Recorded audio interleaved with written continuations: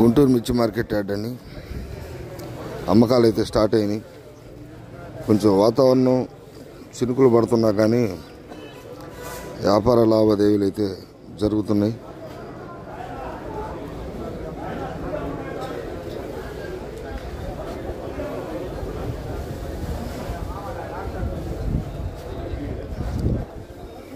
ఉదయం పూట అమ్మకాలు కొనుగోళ్లు జరుగుతున్నాయి గుంటూరు మిర్చి మార్కెట్ యార్డ్ నందు.